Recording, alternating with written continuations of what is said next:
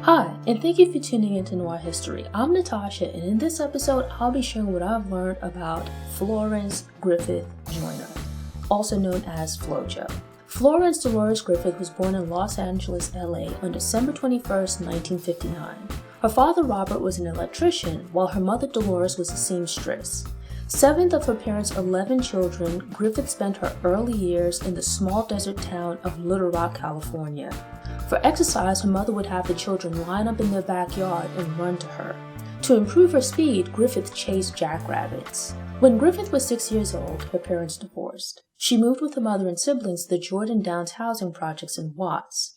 The Watts riots occurred in August 1965, and Jordan Downs was a key location in the riots and organizing in the 1960s. In the aftermath of the riots, Jordan Downs received relatively little federal funds. It's unclear if Griffith and her family were already living in the area during the riots, but even aside from the riots, Jordan Downs could be a dangerous neighborhood.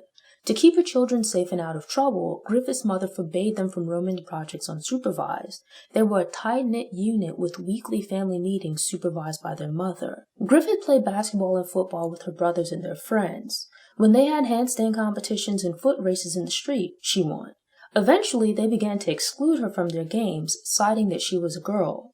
When Griffith was 7, she joined the Sugar Ray Robinson organization and ran a weekend track meets. Her talent as a fast runner began to show from this early age. Despite growing up in Jordan Downs, Griffith dreamed that she would grow up to live a fabulous life. When rejected by her brothers and their friends, she occupied her time playing in her mother's closet. Griffith would dress up in her mother's dresses and shoes to act out scenes from her future life of splendor. She drew designs of gowns and dresses for the parties she planned to attend. Yet her visions of fame and achievement were criticized for being unrealistic by some of the children and adults around her. Griffith and her siblings spent time at their father's home in the Mojave Desert. He placed great emphasis on the children speaking proper English. The resulting exaggerated manner of speech was unlike the diction used by other kids in the neighborhood. Griffith was insecure as a child, and her lifelong shyness came across as being aloof. She had a slight lisp that she attempted to hide by articulating words in the manner modeled by her father. The combination of these traits resulted in her being viewed as stuck-up. The criticism and social isolation hurt Griffith and made her cry as a child. Yet instead of changing to fit the status quo, she leaned into being different. Griffith began to express herself more through her quirky hairstyles and style of dress, sewing some of her clothes from age 7. While she stopped sharing her dreams of greatness with everyone, she held on to those dreams, and she used her hurt feelings of rejection as motivation in track and field. At age 14 and 15 years old, Griffith won back-to-back Jesse Owens National Youth Games. She showed early signs of her later flair for fashionable track outfits by talking her high school relay teammates into wearing long tights with their uniforms. As a student at the local Jordan High School, Griffith set school records in the long jump and sprints. During the CIF state meet, Griffith came to the attention of Bob Kersey, track coach at Cal State Northridge. She enrolled at Northridge after graduating from high school in 1978. Under Kersey's guidance, Griffith showed improvement on the track and was part of the national title-winning track team. Unfortunately, financial issues forced Griffith to drop out in 1979, and she found work as a bank teller to support herself and help her family. Kersey became the assistant coach at UCLA, where Griffith enrolled after he helped her obtain financial aid. She placed 4th in the 200-meter final for the 1980 Olympics. Disappointed in her performance and having missed the opportunity to travel to the Olympics with some of her friends and UCLA teammates, Griffith began a grueling training regimen. She was attempting to change her body to fit the then model for running races. The 1980 Games were ultimately boycotted by America. In 1982 and 1983, Griffith respectively won 200-meter and 400-meter NCAA titles and was part of the UCLA teams that won back-to-back national titles. In the summer of 1983, Griffith completed her psychology degree and came in 4th in the 200-meter at the World Championships. In 1984, at the Los Angeles Olympics, Griffith won the silver medal in the 200-meter. Without sponsorship deals or other forms of financial support, even Olympic medal winners can find themselves having to work regular jobs between competitions.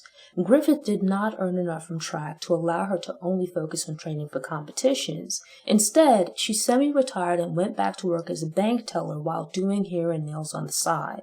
With the 1988 Olympics looming, Griffith returned to serious training in 1987. Going back to her childhood, Griffith had been slow out of the starting block, which was discouraged as it requires runners to work harder in the middle and end of a race. Griffith had been frustrated to tears with her inability to improve her slow starts. Now, her coaches accepted this and she leaned into improving rather than changing her natural running style. She won a silver medal in the 200 meter at the 1987 World Championships, but was still dissatisfied. She dressed in ways that were discouraged for sprinters. Griffith wore jewelry, figure-fitting one-leg track outfits, extravagant 6-inch nails, and her flowing long hair was left down. This was combined with a rigorous training regimen that saw her training at 4 a.m. and squatting 320 pounds while weighing 130 pounds. When Griffith married Al Joyner in October 1987, she became Florence Dolores Griffith Joyner and completed her transformation by accepting the moniker Flo Jo. Griffith-Joyner kept Kersey as her official coach through the Olympic trials, but had been working with Joyner for some time, and he eventually became her primary coach, Joyner being her husband. Griffith-Joyner set a new world record in the Olympic trials for the 100 meter, 10.49 seconds.